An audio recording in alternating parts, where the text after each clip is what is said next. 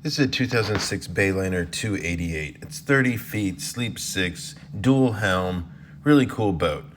This is my experience salvaging this one I purchased off of eBay the other day for 510 bucks. The catch was that it had taken on water at the owner's slip, and it as is, where is. So my plan was get a 2-inch trash pump for Harbor Freight and some hoses and pump out all the water.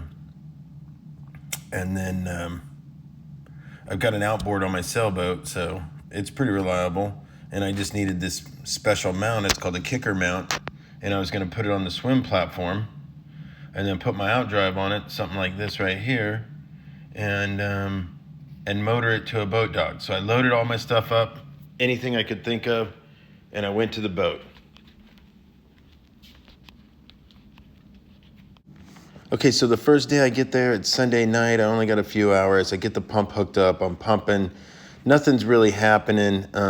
It's just like running and running. It's like 30 minutes. Nothing's going on. Water's coming out, but the boat's not floating.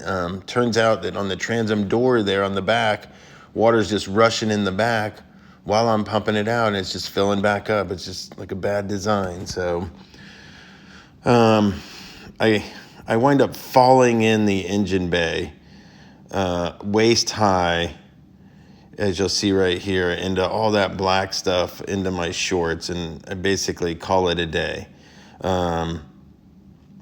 Shortly after, right beforehand, see that piece of wood? I went and bought that, and I jammed the dock line pole in there to try to keep it from letting any water in, and well, that didn't work too well. So the next day I came back and I screwed with some wood screws. I screwed that board in, completely sealing off that transom area. And I was able to get it to pump out. As you can see, it's coming up there. And you see how I got that engine lid open? See that bracket there? I got it just propped up. Well, while I'm pumping, I tripped on that prop, and see that muddy water? That engine lid fell on my head, cut me open really bad, knocked my glasses into the engine bay. And this is just some random shots I was taking while I'm running around. I'm bleeding everywhere. I get to the back of the truck. I'm trying to take a picture here of what the injury looked like. Picture, but I was basically working on the boat here when the engine hatch, I had it propped up with the dock line pole, and my foot slipped when I was trying to suction out the inside right there, and then the hatch fell, and those hinges on the right side there, one of them got my head. And as silly as it is, the boat is okay. So take two.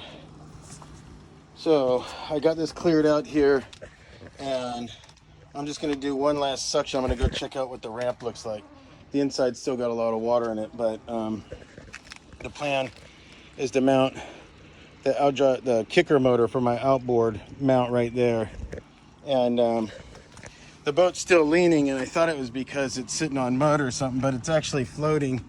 It's just half on the front ramp here, so it is floating. And so I'm going to basically screw down my kicker mount to that platform there, and if I can get that securely mounted, then I'm gonna jump in the truck and go check out what the boat ramp looks like, and then come back here and I'm gonna do the kicker mount and then mount the outboard on it real quick, and then we'll see what happens. Okay, I know this looks ridiculous, but it is what it is. Okay, so we are floating.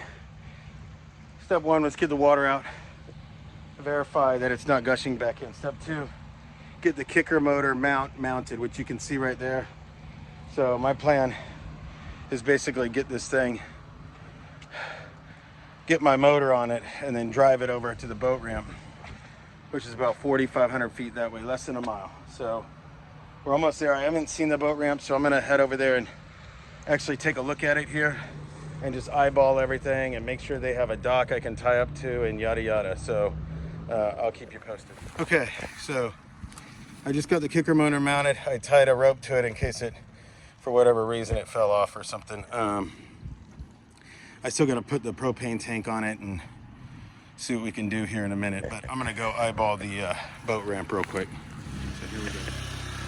All right, shit. We're doing it. We are doing it.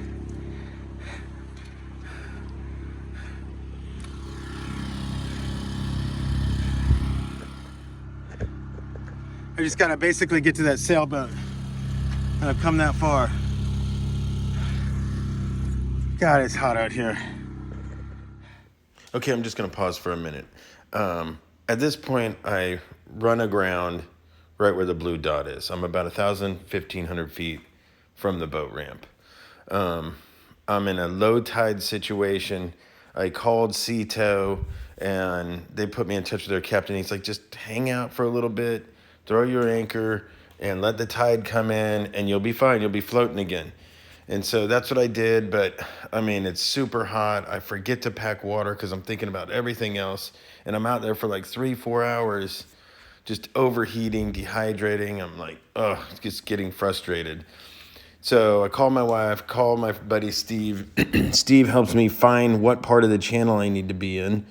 And as soon as the tide starts to come up, I get over to that part of the channel and start motoring. Shalana sends me this pic right here showing me that I'm in Alligator Bay and that it's probably not a good idea to try to swim to shore. Okay, I had to wait for the high tide to come in, which is really at 9 p.m. I'm trying to get to that marina right there. I've been kind of dodging the suns, trying to stay out of it.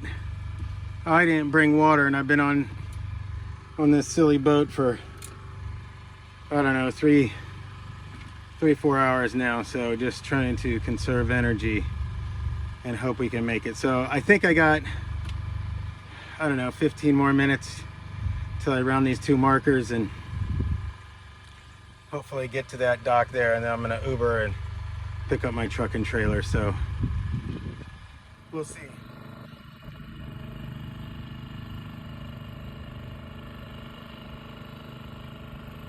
I'm going to that dock. Okay.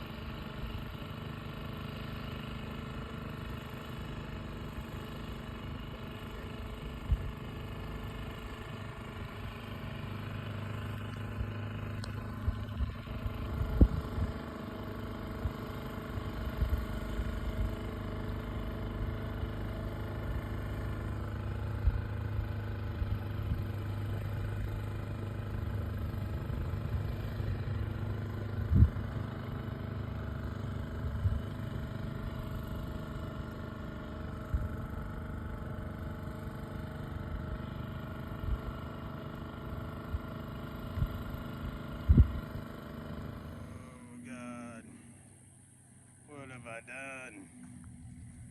Look at this sunset. Holy cow, what do we got? Oh, fucking Bravo 3, I'll take that. Look, going through the mud. Took the barnacles off. It's great. Okay, the bottom paint certainly helped. Good, good, good. Holy shit. Oh God, this is awesome.